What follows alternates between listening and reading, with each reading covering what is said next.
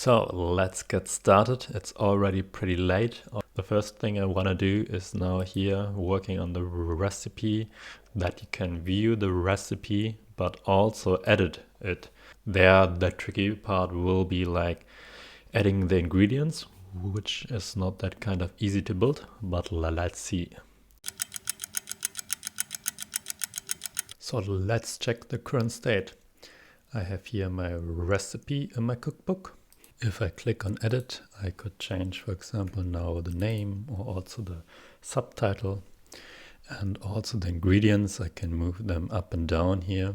For example, let's move it down, the 2 liters of milk. And then you can see there are a few special cases like, oh, you don't need always a unit or amount and so on already handled. I could also remove, for example, the salt, and then I can save. And then I have my ingredients saved. Of course, that still looks not really good because I didn't wrote a single line of CSS yet. This is the next step, and for that I'm currently checking if I'm using the Next UI or Tailwind or Shadow CN. So let's see. Good morning. It's already the next day because the last deployment here was pretty late. So I thought I shoot the video on the next day. So let's take a look. What is the status after 2 days? Yesterday I was mainly taking care of the styling. On the left side I have started the old version before I started the styling. On the right hand side is the deployed version. So on the home screen I put here in some color and basically a button so you can go to your dashboard. Let's sign in. So now I'm signed in. Let's also do the same here if I'm not already signed in. Okay, so I cleaned up the dashboard page and put all the books in this drop down here. So we can go, for example, to my fancy cookbook. And the other thing, here's a short menu to log out or also to create a new cookbook. For example, we can go here and select some new book. I added here the ingredients table, which wasn't there before. So now I can here basically, for example, I have 2 liters of milk. I can decrease the portion to 1 or also increase it to 5. You can see it's changing. But you can also see, for example, the description and so on is still missing. Then here I could click edit. Here's now a proper edit button. And this one also changed a lot. So there's now a proper form where you can modify the title and now also here work properly with the ingredients. For example, moving them down or moving them up again. You can enter the amount, the unit, the milk, and you can add some ingredients like maybe let's add some pepper. And maybe let's also move it up. And as you can see, the amount and unit, it's optional. You don't have to put it there. And then you can go back. Let's save it. And then you can back to just view it. That's my current state. So you can see there is something, but of course there's a lot of room for improvement. For example, the drop down here, it's just selected now the first one and not here my fancy cookbook. Also here more information is missing and so on. But at least it's way better than it was yesterday morning on the left side here. Let's do a short summary of my challenge, building a SaaS in 2 days. From my rules here, like the SaaS is on the web, that I fulfilled because it's really available on the web. But I don't have one happy user because there's still some functionality missing.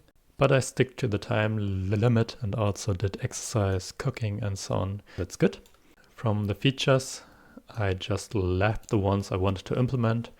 The ones with the thumbs up I managed to implement. The other ones with thumbs down not. And there's also like this one which has both. Because yeah, you can add a recipe with the ingredients, but for example not with the steps or the cover image. But for example, I haven't implemented the tagging and filtering, but multiple users can use a cookbook. That's cool.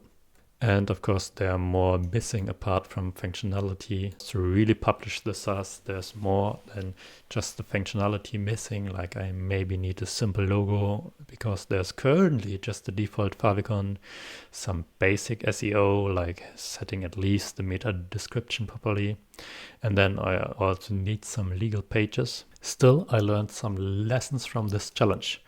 First of all, it really helps to ship fast if you use the tech stack you know.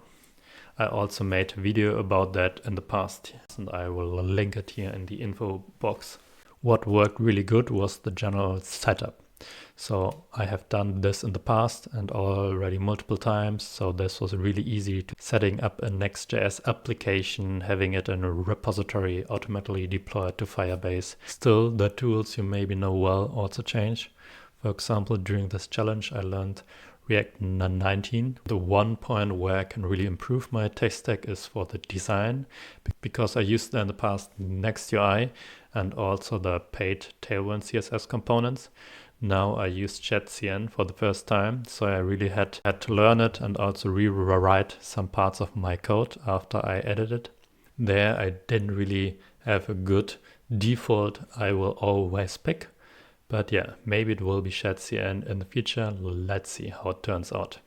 And the same is true for form handling. So now I use React form hooks for the first time and also combine it with Zod, which was a really great experience. So maybe this should also be my default, but saying this just after 2 days of usage is a little bit short.